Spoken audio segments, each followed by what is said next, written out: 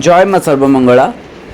मु आज आदिशक्ति नाम किपरि सर्वमंगला रूप से परिचित हेले से विषय में आपको कहवाक जाऊँगी। तो समस्ते यही भिडटी को संपूर्ण मात्रा देखु और शुणु।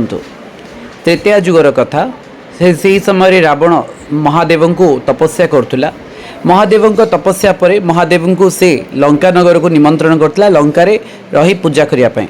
ठीक से ही समय जेतोले से महादेव को पूजा करुला से समय कौन है से तपस्या करी महादेव पर्वत जो कैलाश शिखर पर्वत को से मुंडरे उठे पूजा करुला। तो सही समय गोटे दिव्य नारी तांगर काणी आंगुठी साहाय्य से पहाड़ी को चपई देती और से चापी भी जाइथिला।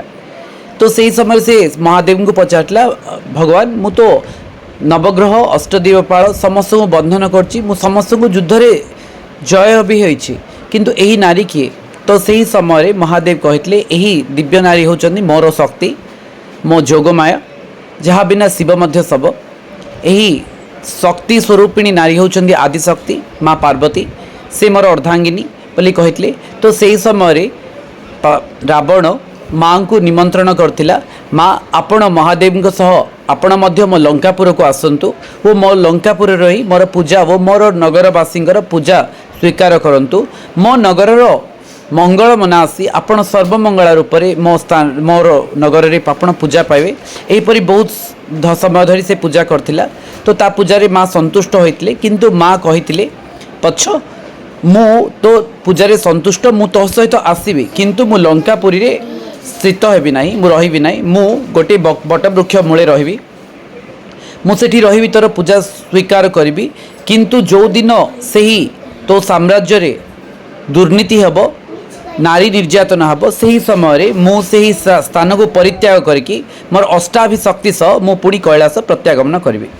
एही कथा रे रावण सम्मत प्रकाश करथिला वो माँ सही कथा स्वीकार करके कैलाश रु लंका नगरी को आसथिले और सही दिन थिला माघ मास तिल सप्तमी।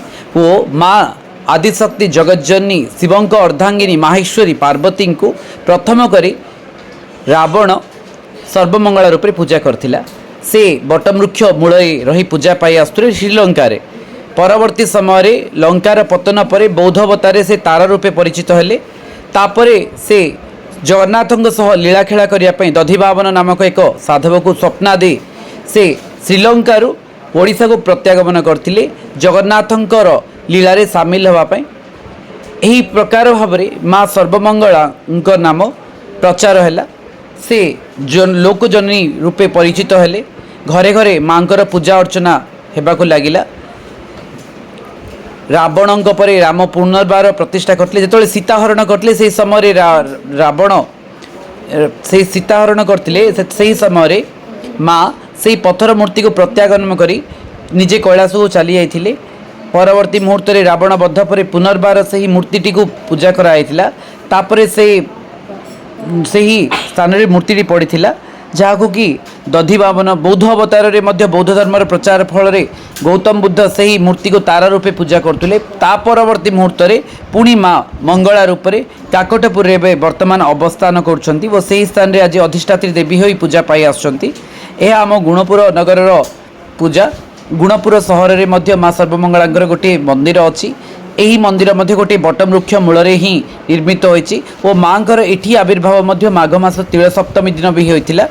तो सही दिन ठारू आमे सबु श्रद्धालु भक्त माने मिसी माँ कर पूजा अर्चना करी आसुछु।